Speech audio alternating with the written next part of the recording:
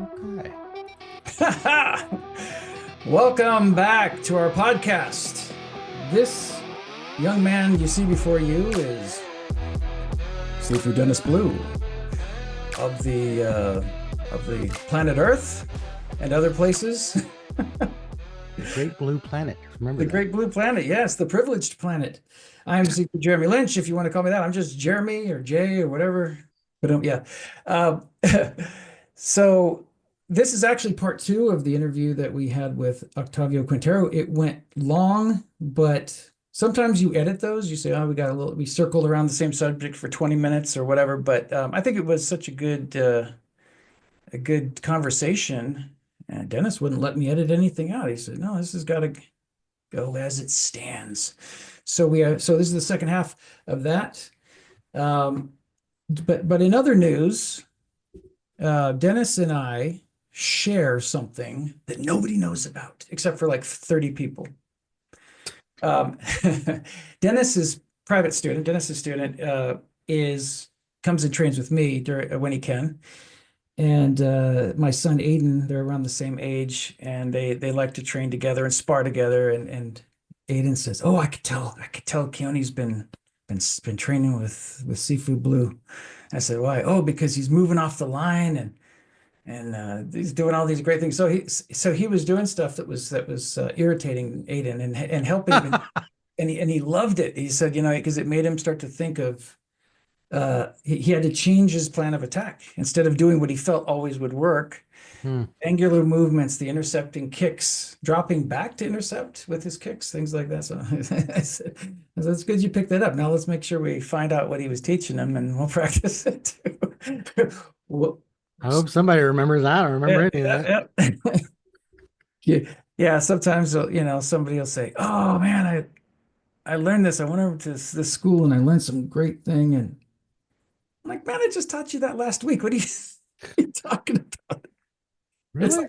like, yeah, it's like when you teach your kids something and you pound it into their heads over and over again, and then when they go to school, they'll come home. "Hey, did you know that the Earth circles the sun?" Or something. And you're like, "Hey, I've been teaching this for 30 years." Like, but this is our life. Yeah, but what do you know?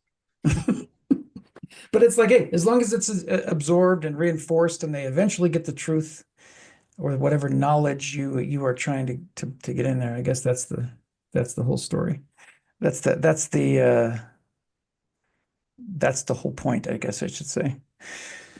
Well, anyway, so um, if people are picking these podcasts up after, like, well after we started, I'll just give you a time, just kind of a little quick overview of what's in the news. Donald Trump is yet again president for a few weeks. We've had major fires in several parts of Southern California and power outages. Were you affected by the power outage at all? You are so lucky. Nope. I Threatened by it, but never turned off.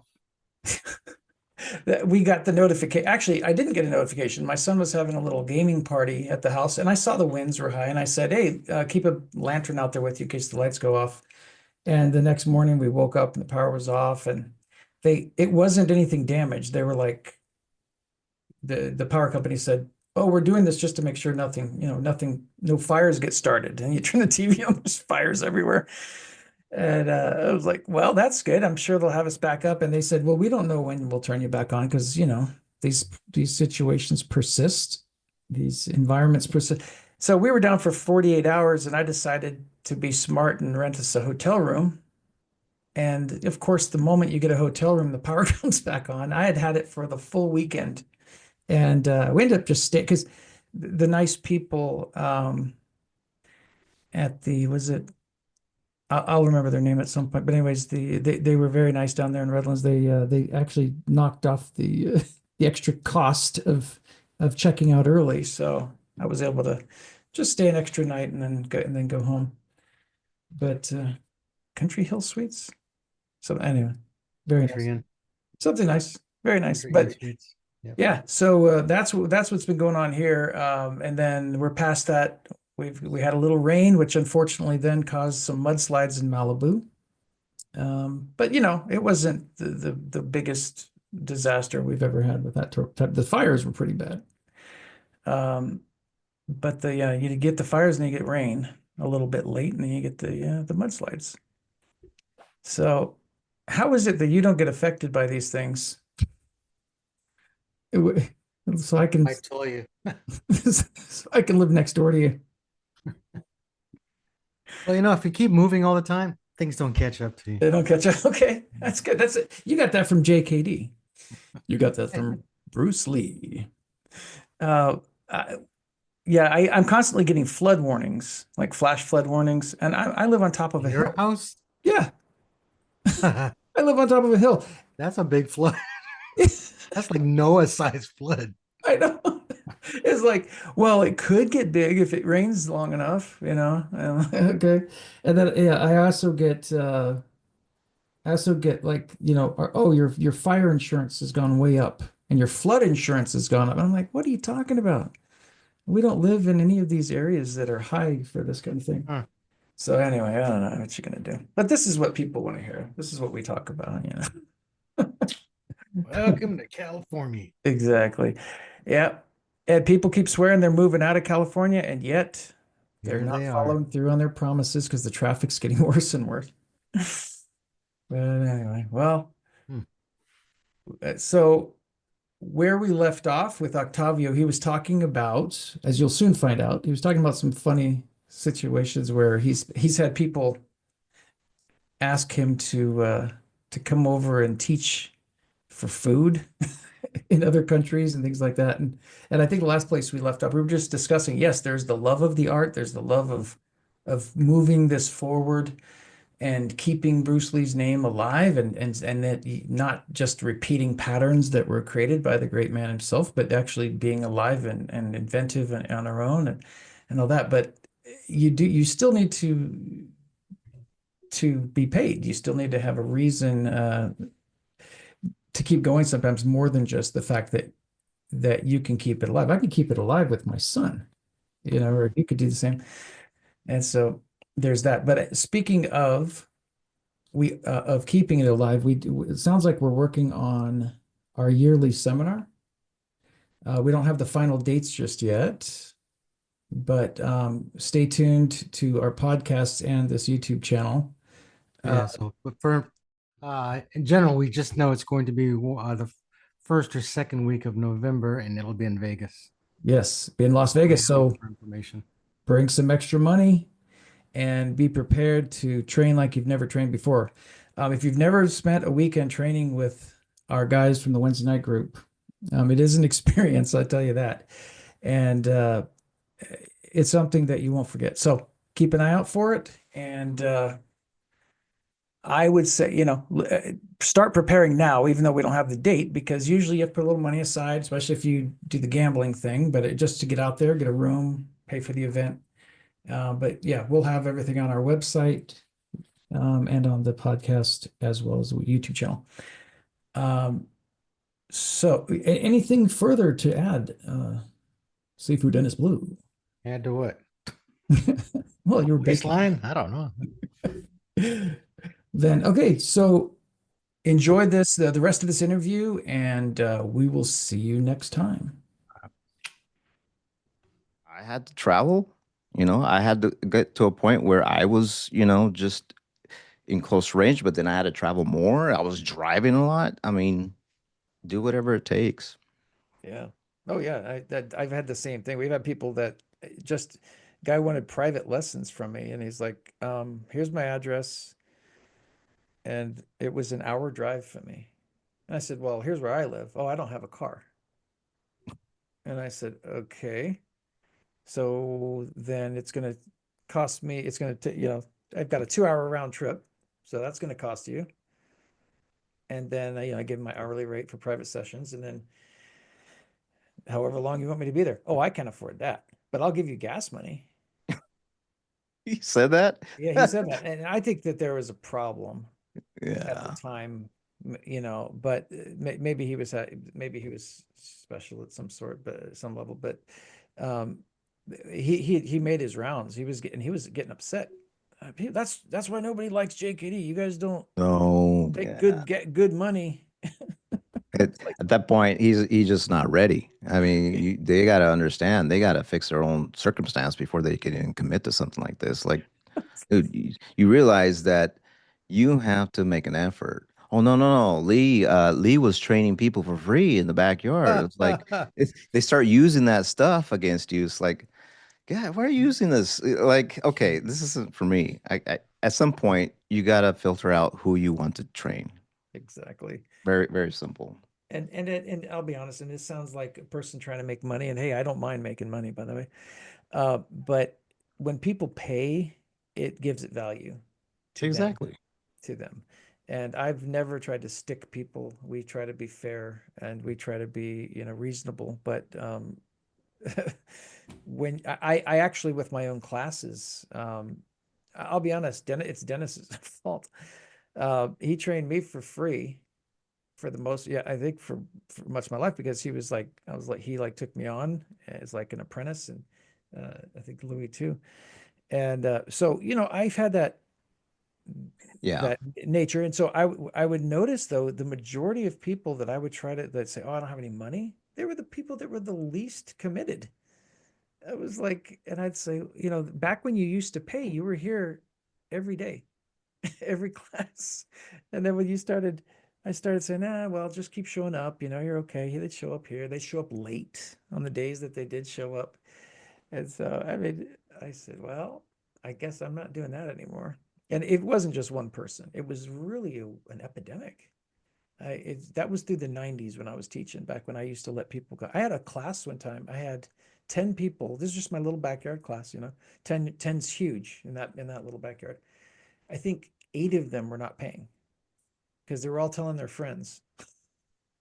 So I finally told me, we have to charge you. And I think I was only charging $10 a class back in the 90s. I was so young. I was so like new to it. I was in my 20s still, and I was just like, $10 a class. I don't know. And Oh, they all disappeared. But I had a better class after that. no, to your point though, there is that mm, Dennis, you saw something in Jeremy that you probably didn't see in anybody else. That's probably why you did that, right? I mean, it might. The answer is yes. He started to laugh. He's like, maybe I need to help this kid. I don't think I've ever heard a All compliment right, come all out right. of First of Dennis's all, hold on. We got to qualify this. Okay. It was not Jeremy by himself. No. He had a partner. Yes, I did. In the And I think I did it for the entertainment because they drove me absolutely crazy. I did mention Louis, didn't I? Oh my gosh. Yes. But you know what? I actually, you talked about it earlier when you said the passion for the art. And I really think that it's what it was. Like I've told Jeremy before, is like I didn't get into martial arts, period, let alone JKD, because I wanted to become a teacher. I never wanted to be a teacher. The only reason why I ended up having students because I needed someone to work out with, but I had to show him something so I can work out against before I could do anything.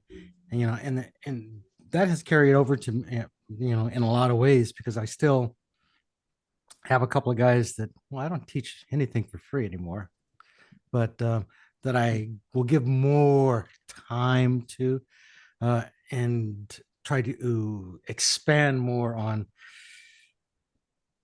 tactics and strategies and technique and just, but like we go back to Jeremy, but anyway, back to these young guys in that day. But yeah, you could see that they were driven. I mean, because Jeremy's whole purpose of moving out here was because he wanted to learn JKD. And that's how he moved from, was it West by God, Virginia, or Oh, Virginia? it was Virginia. Let's get it Virginia. straight. It's Okay, not Virginia. West by God.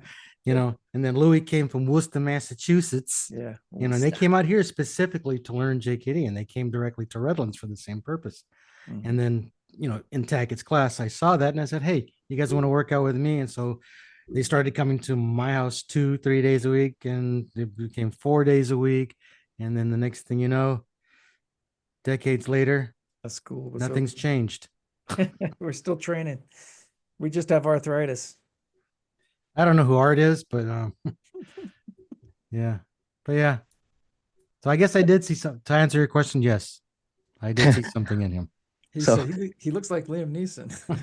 there you go. That was the answer. That I mean, I know I did the same thing.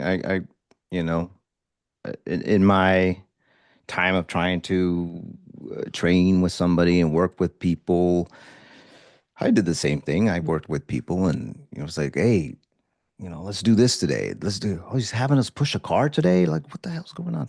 So yeah, I was doing everything with these guys that are willing to take it with me, and I need, you can't train by yourself. You can train by yourself, but to a certain extent, Right. you need those other people to motivate you, to motivate the class. And measure yourself too. Exactly, exactly. I always wanted to, you know, I like learning from people. I get to a point where, okay, I want to do this myself, but you still want to learn. Mm. You know, always, get into different things. But what I'm trying to do is get more involved in people's um, mental mindset. And So would you say that, and I'll take it from my experience, yeah, would you say that when you began the process of taking on instructing other people, that you had to learn a particular method to teach a particular person? Because yes, everyone's so different that you Mm. had to find a way to get into that guy's head so you could communicate with him versus Tom, John, and Ralph over here. yeah, because if I was teaching them something that worked well for me and it didn't necessarily come out the way you thought it would from Mm-hmm. from your perspective, you're like, it's not working. Why is it not working? Like his motor skills are different. Right. His critical thinking skills are like slower or faster or ADHD, the way Jeremy's saying it. But it's like you have to get them to move with you. So yeah, it really like held you accountable to become better at Absolutely. your instruction. So yeah, finding different ways to teach people, Absolutely. Yeah.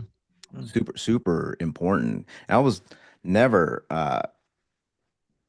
considering to be an instructor when I was younger. I was just like, when I was asked to teach and started teaching, it was like, okay, like I didn't know where to begin. Like Mm-hmm. you have to go through a learning process to teach as well. You can't Absolutely. just be like, I okay, know. now I It's, can yeah. teach. No, you Yeah. can't. Yeah. You're barely Oh, beginning. my first classes were more exercise than anything. We were very fit. We were doing airborne push-ups for 10 minutes at a time and sprinting around the block and tie kicks like crazy and On and pucks out and punching and yeah, and it took a while to actually even for me to real figure out what I was doing. I was just they were really fit. But it was great, like I said, the teaching itself was such a great learning experience because learning how to get through to people, learning that not everybody learns the same. Everybody, you teach something in a visual way, and most of the class gets it. And then, it's weird. Like the people that are auditory, sometimes they'll get like if I really go into a detailed explanation, and the visual people are staring off in the trees, and then when I go, okay, let's go, they go, what are we doing? And I'll go, oh boy, you never make it in this man's army, as Dennis used to say. And- but it's like, Let me pose this question then. Okay. Looking at all three of us youthful guys up here on the screen, um, in terms of learning to teach, how much have you had to learn to relearn so that you can continue doing what you're doing?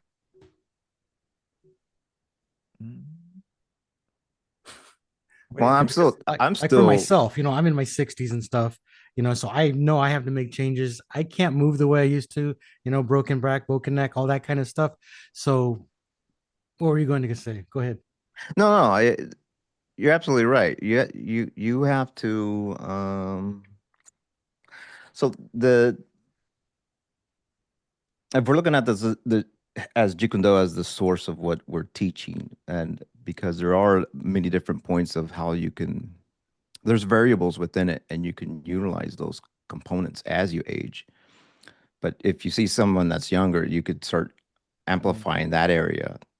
I couldn't do this back then, obviously, because I was, speed, power, movement, excitement, getting everybody's energy level up. And I'm still doing this today. Hopefully, I can keep it up when I'm 100. But anyway, if the variables within those components allow you to see different perspectives, so it's all based off of how someone starts off, like to unlearn what you've learned, but to go back and reflect of what worked for you and how it's going to work for them is going to be entirely different. So you got to give them a starting point. Like, okay, this is how you stand.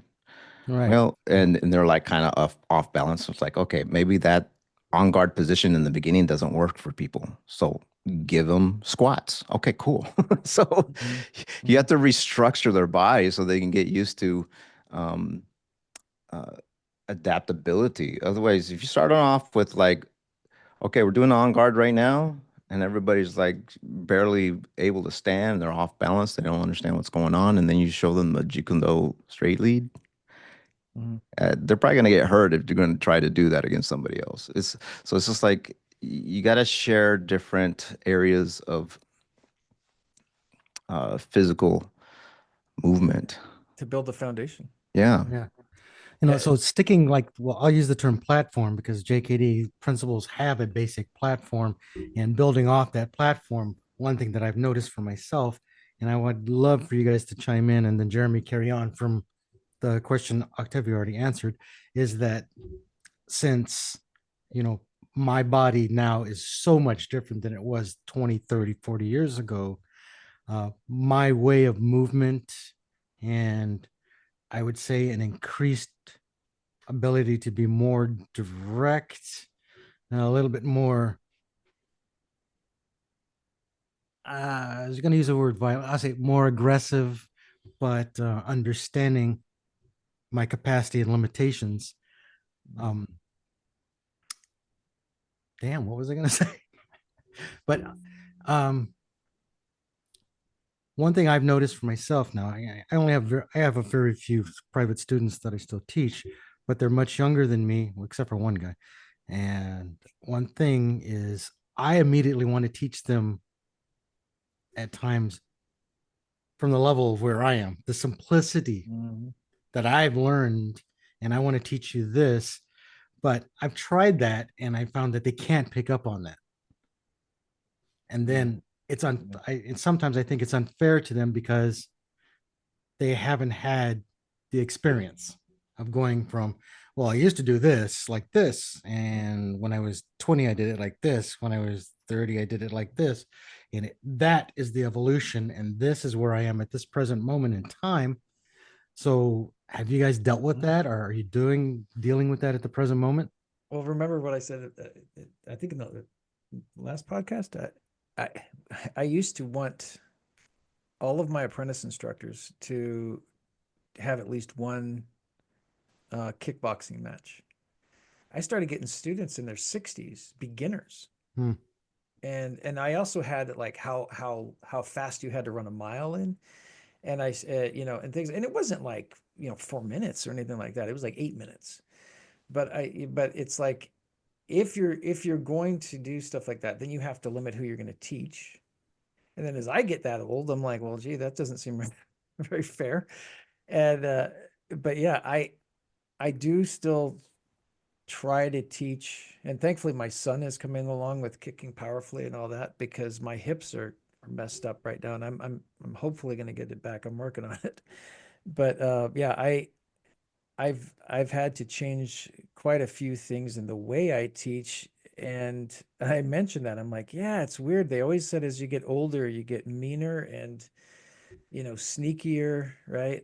And I think Bob had said something like that. It's like, and I noticed that, like, I'll talk about punching. I said, I like punching because it gives you a reach. I like punching with my fist because of the reach. and then we talk about striking with the palm, but it's like, but when it comes down to it, are we talking about a street fight or not? And so why are we fighting? Whoops. And for me, I really am going to try to stay out of fights over stupid things. A guy looked at me, stared at me, whatever, Yeah. called me a name. So if the guy's trying to hurt me, then there's immediate consequences, and probably the person's going to feel very sorry, and it may not look like boxing or kickboxing at this point. There might be some fingers to the eyes and ripping stuff off and who knows what. But yeah, it's hard because to teach that in a class format with young people and older people, and sometimes I get people under 18 and I go, well, I tell the parents, as long as you're their partner, you can come, you can bring them. Usually I don't like people to have anybody under 15 in the class, just because we do some pretty intense stuff. But yeah, to answer your question, I'm dealing with it still, my own limitations. And then like we were doing kicks on the Thai pads today, hook kicks and Thai boxing kicks. And I'm like, either I'm getting more limber or I'm going to pay for this later. I couldn't tell which. I have an answer for you. Just show them one of your earlier footage videos and just say here like that. Exactly. There you go. So just make it as simple as possible. But yeah, you're right. Kids can't. I'd say people that are minors. I don't think it's a good idea to show them a lot of this stuff, because it could get very dangerous. Not only for them, but for someone else that could get really hurt. So when people's trying to learn, I want to learn Jeet Kune Do, like 16-year-old wants to learn, or sometimes a father would call me up and say, "Hey, I want my kids to learn."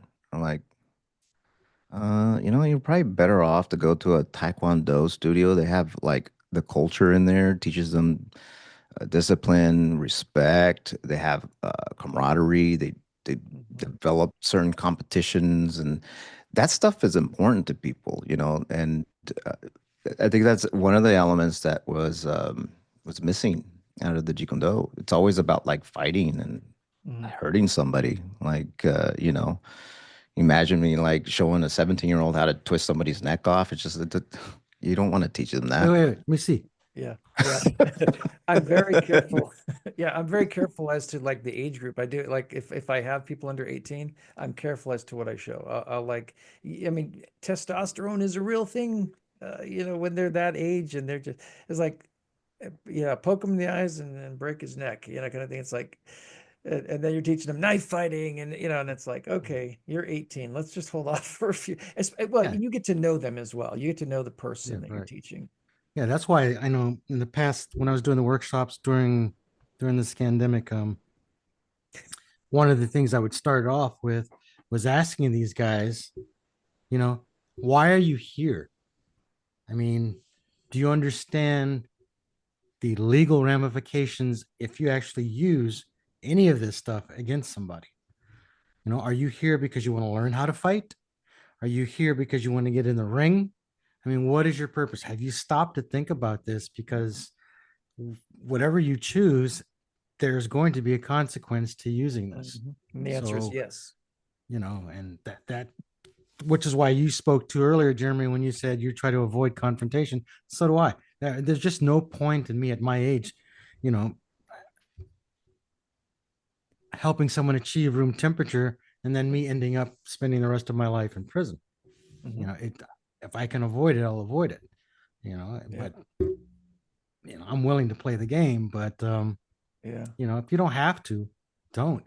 And I think, like Octavio mentioned, is that a lot of guys do teach. I think some guys will go to the extreme of overemphasizing philosophy, and then you have the other guys who overemphasize just the whole physicality of it without making that true Tai Chi or yin yang connection and making things blend and making sure they understand that what they're doing. What did Bob call it? No, I don't remember Frank Moore, but he used to always say, "I don't know why you guys do what you're doing. You're teaching people mayhem." That's right. It's like, well, sometimes you want to live. Sometimes we want a little But man. anyway, just thought I'd throw that out there. And you know what? I like that mixture of the philosophy with the physicality, and that's what people will be getting on this podcast. Right. Because, We'll what did approach Bruce that. call it? Expressing the human self, Yeah. you know, and the whole purpose of absorbing and adaptation and expressing yourself is how do you express the JKD platform, not only from a philosophical, intellectual, mental, spiritual point of view, but when you put it into strategical or tactical format, how are you able to express that to people? All Can this you I express achieve. that? Yeah, Yeah. he said all this I achieved from martial arts. And Right. he was like everything together to him had a connection. And that is the problem. It's we're teaching people how to punch and kick, or like you said, somebody's teaching them how to meditate in their closet for 60 days. And so it's not always easy. But at the same time, as a teacher, we sometimes we might have the greatest benefit because like I tell everybody, you guys, oh, you're busy, you have to do this, you have to do that, you show up to one class here. I said, I'm at every class for the most part, and I benefit from that. I'm teaching and I'm learning as I teach. I mean, Octavio, I don't know if that's an experience that you had. Yep, I've always had that experience. I'm always there.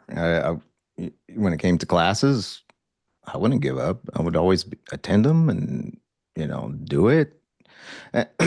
One thing I remember is when you have that full drive and you're like, not to say I was, hey, this guy is the best, don't mess with him kind of a thing, but I always had some issue with someone else not wanting to come because I may have been a bit more harsher than he was, or when we were sparring or doing something. It's like been looked down upon, like because I was accelerating, I guess. But but you that's where the culture and the environment of the class needs to come in, right? And that's why I say I reference the Taekwondo schools because they do have that down.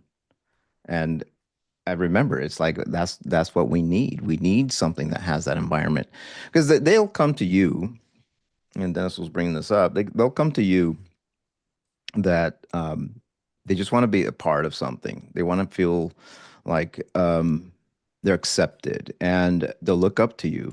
And then what you share in that class environment is how they'll project out there in the streets or wherever, or they'll make decisions without even actually getting in confrontation. Like, no, I won't walk down that aisle. I'll walk this way, or, just making it easy for you to live life rather than saying, I got to go. Uh, earn my respect, or I got to show my teacher that I can do this, like and then I'll eventually have a recorded video of it if I was fighting. Like, you don't have to do any of that stuff, but that's how people will project their understanding of what you're teaching them, because if they're getting it out of the class, they're going to project it out there, and so is the instructor really good or not good? But yeah, I'm not saying all my classes were like that, and I remember some of them were always like kind of like this guy has something against me, this and that, and some of them were really good. It just depends, on the environment and the way it's being instructed. Yeah, I don't know if you answered this earlier, but what was the year? When did you start with Jared Petit? It was around yeah, right at 2000. It wasn't like uh I think he had his liver stuff was happening in 96, but then he also was like off and on like teaching. So I wasn't really sure and clear where that timeline was because of his liver transplant. But he was also busy with movies and he was teaching privately. Mhm. So yeah, I think that was his great chapter, I would imagine, like his wisdom chapter, so to Yeah. speak, the way I saw it, anyways. And then he had those earlier chapters, which I became very respectful of the people that he's taught over the years. His like core group. I always looked up to them. Like I had Byrne, we had Dane, and Fran. All of those people were great, and Mhm. for me to just kind of, I'd say, share what was shown to me by them. That was fantastic. But at some point, I also had to grow on my own. Hmm. Yeah. Did you ever work with him on any of the movie projects? No, no, no, no. There were some things that he was developing. There was things that we're starting to work with, and he mentioned of a few projects that we wanted to get involved in, but it just never panned out. And so, yeah, it would have been fun though. Yeah. Well, we have a friend, Esteban, who was in Esteban Cueto was in was it Time Cop 2 as a bad guy. Right. And he told me that Petit was there with one of his students and one of his wife and his wife, one of his wives, and his wife, and Fran, and but he couldn't remember the name of the student. So I was like, was that Octavio? So I was trying to think like it was years ago that movie came out, but um, that was Yeah, the one that had Jason Scott Lee in it. I came across quite a few people while I was there and when Jerry was teaching others. But yeah, sometimes the only when I speak to someone else that studied with Jerry, those are the memories that come back. I have a hard time going back that far and kind of remembering. A lot of the words he says sometimes are locked in here, and then my friend will remind me. He's like, "Oh yeah, that's what he did say." Mhm. So yeah, there's people that I met that I don't remember meeting, but Isn't that funny? yeah, it's yeah, but no, I do remember. I think Esteban from. I haven't met him in person, but I did remember him. I think they were working on the movie Time Cop, and Dane was there and all that. Oh, okay. Yeah, yeah. Because Esteban actually came by my class last week, the week before. Um, so he lives around here, but he also has a house in I don't know, I forget where, Georgia, someplace cold right now. Uh, and he flies back and forth, but I see him at the gym from time to time. But yeah, that was that was an interesting time. I really enjoyed that time in the early 2000s, just training with everybody and all that. And so one of the things that you really had that I thought was a great benefit is we saw a video. I don't know who was showing it to me, but it was a video of Jerry Poteet and you. And he looks at the camera and he says, "This guy right here is he's the next guy to pay attention to. This is the guy. This is this is the future right here." And yeah, it's on. I think it's just on one of the videos. I don't know if it was just a short little video that he was doing for with you for YouTube, or if it was part of one of his actual series. Yeah, I totally forgot about that. Wow. Yeah. So him and I were working on the his online series. Wow. Yeah. But yeah, there's just these things that when you looked up to somebody for many years and it was sad that he did pass away. I did kind of fumble on that a little bit, and then my dad passed away a couple of years later, and then I also fumbled with that, so it just kind of got deeper and deeper and locked away. But yeah, it's incredible what he has shown. I always looked up to Jerry as uh, a guy that had a lot of wisdom. He had martial arts sense. It's just not the Jeet Kune Do, but he had a lot of sense. And when I met him and I had all that background of stuff, and I showed him, I said, well, they were showing me this, and I was like, yeah, well, I have an answer for that. And I'm like, oh, well, then they were showing me this screamer. It's like I've been through that too. It's like, wow, this guy has a wealth of information, and I'm right in front of him. So when he was showing me blades and the screamer sticks, he was more linear, more like I And I'll just repeat his exact words. He says, "I already been through all the bullshit." It's like, and he was right. I mean, he would just cut through things much quicker than what you would do. And I was like, how did you learn and do this? It's like, well, and this is the thing about the Jeet Kune Do, that yes, it is mainly done empty-handedly. You're doing things to project your self-expression out of your entire body, learn how to develop power, learn timing, distance, rhythm, and all that stuff. But that influences you Mm-hmm.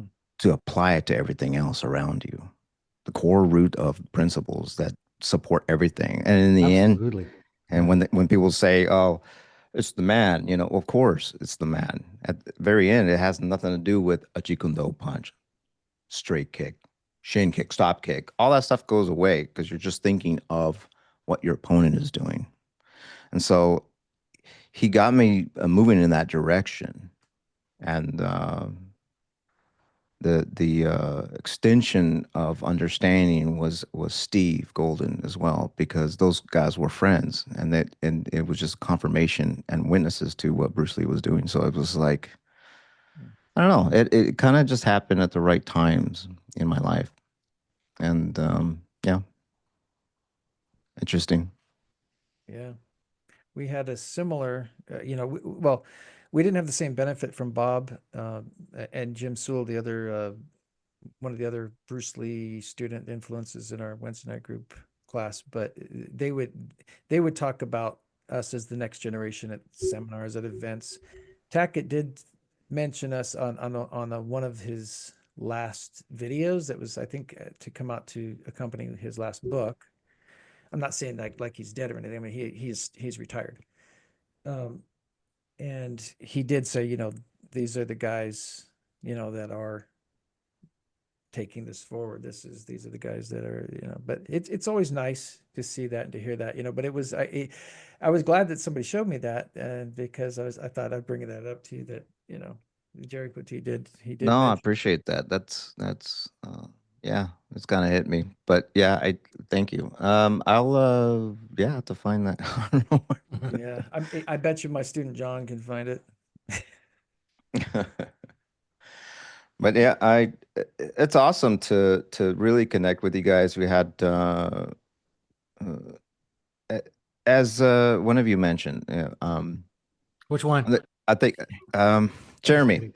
Go ahead, Jeremy, Doc. you Go mentioned ahead. it. You were talking about how there's all this information out there with different students that learned under Bruce Lee. So I look at it like a library, a resource of information that people can go ahead and now pick up, and more power to you, whoever you feel you can connect with that can show you a way, that. And if that is your comfort level, okay, that's fine too. I just, when I come back to teaching people, I tell them I'm not representing Jerry Poteet. I'm not representing Steve Golden. Yes, they mentored me. They shared things with me, and I have full respect for those guys. Um, but in the end, you have to comprehend what those principles are and convey them correctly, because those principles don't have allegiance to anyone. And you Yes. have to really extract that out, make it a part of you, and make it work. And absolutely, these guys were guides to me. So I'm not going to say, well, Jerry said or Steve said, like, then I can't really. I think the teacher thing kind of just goes out the window. You're just replicating somebody else said something or Mhm. what they did. So I try to do my best to help people comprehend what their body can do, what they're capable of doing, and apply those principles. Yeah, if they ask me, certain questions about, Lee and historical stuff, I'll share it a little bit. But I was like, okay, let's get back to what we're trying to do here. I've had that experience. Mhm. Right, right. Yeah, that's cool. Because what one thing I do appreciate is, you know, I know we've texted more than actually spoken in person, with regards to Octavio, is that when we first met, at the seminar that you and Jeremy did Yeah. over in Germany. When I was watching you guys teach, and I know I talked to you about this specifically, Octavio, and one thing I noticed right away, and I reminded you, I go, did you ever do Kimpo? And you told me that your uncle was it your uncle had taught you? No, no. I did full contact kickboxing. Who? No, it wasn't my uncle. It was Kempo. Yes, I did Kempo, but I didn't go like those guys have a great system. I'm telling you, they can Yeah. make it work. But no, no. I had some Kempo background.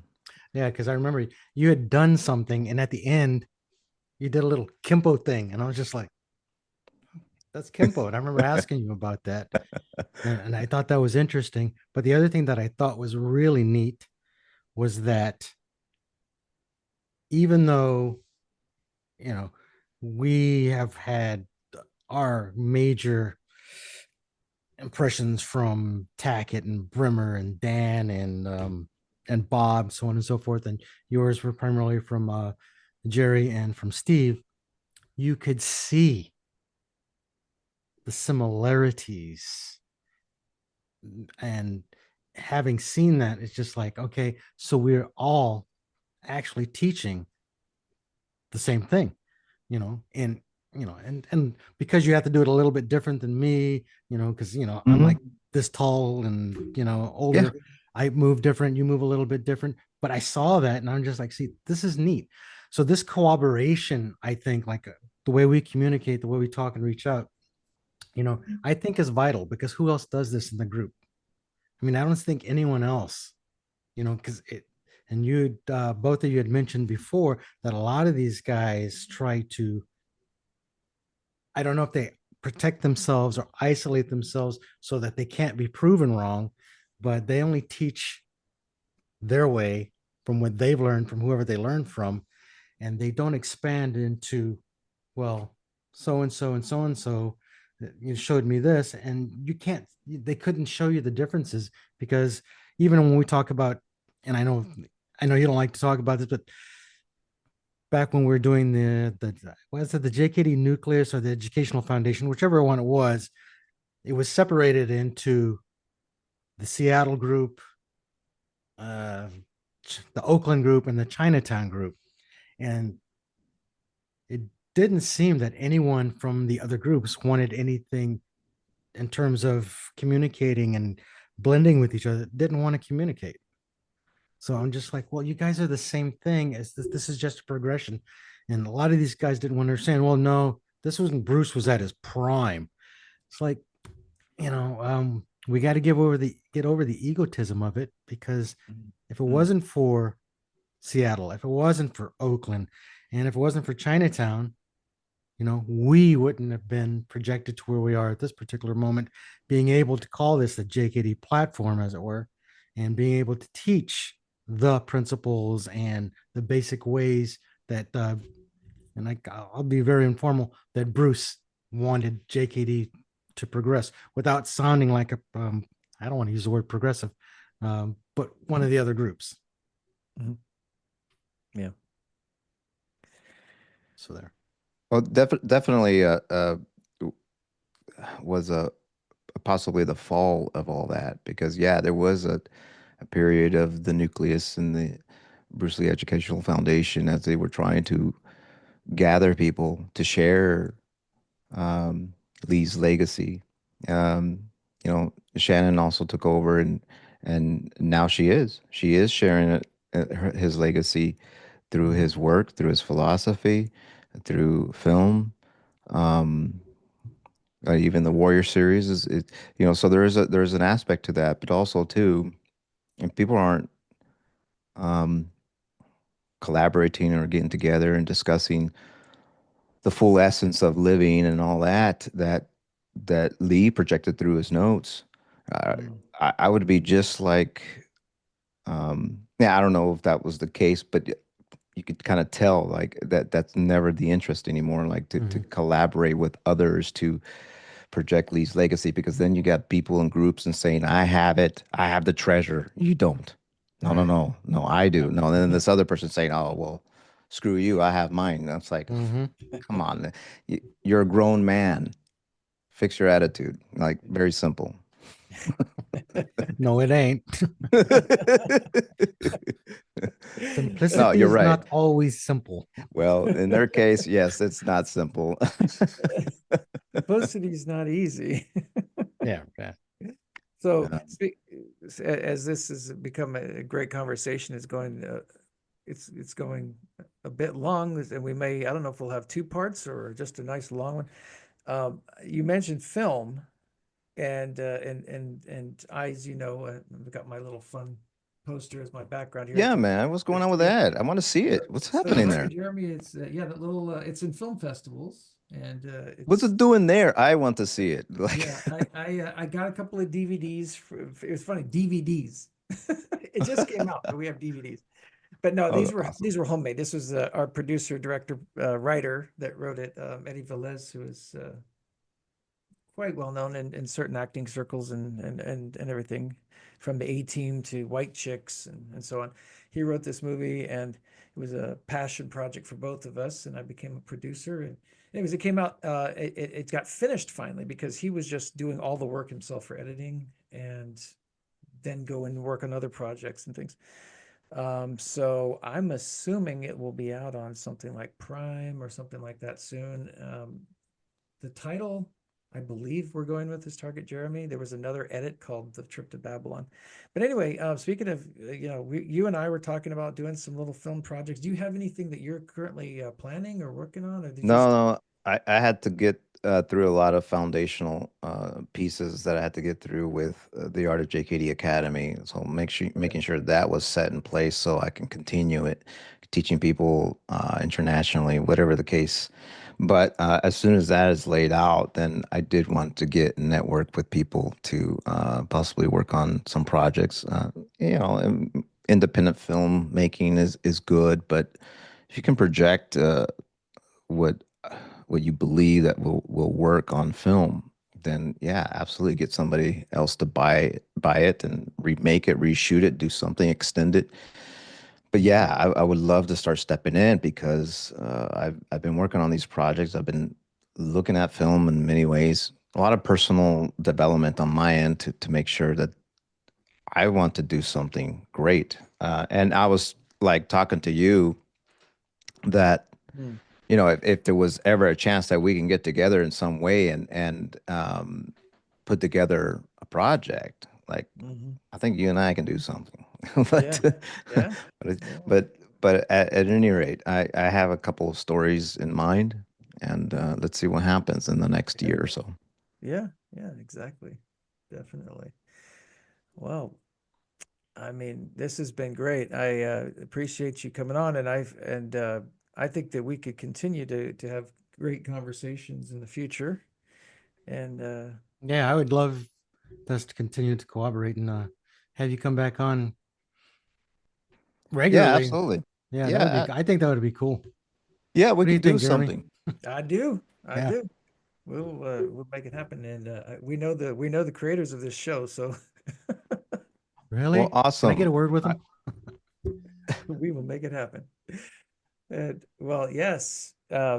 Thank you very much for being on, for giving us your time. And there was so much more we could have talked about. This could have gone easily into 2 hours. But I want to save something for next time. And so thanks, a big thanks to Octavio Quintero again for coming Absolutely. on. And any information you would put out there about your academy, how people can contact you? Yeah, if they're interested, all they need to do is go to theartofjkd.com. I changed the platform to the Academy. As I said, I've done seminars and I'm switching it to something where you have some consistency. Um, but um, but I'm open to doing seminars. Just Yeah. um, I think with the right mindsets. Mm. I think that's probably the best way to collaborate with. And then also just go there. And if you want to start journey there, that's fine. But I'm willing to support individuals out there that want to grow to build self-control primarily, and build confidence, build the whole little basic thing that you need in life. Just keep on moving. Fitness, all that stuff is important, but if you're not learning the right principles that adapt to life's circumstances, then you need to change course. And then, that's what I'm trying to offer through this platform, that I'm able to provide you that consistency that you need. Awesome. Well, all right. Thank you very much. All right. We will see you guys, everyone, next time. We'll have another episode out soon. Dennis Wu. Say goodbye. What? Say goodbye. All right, Octavio. Stay in touch, man. Will do. Take care. All right, you bet.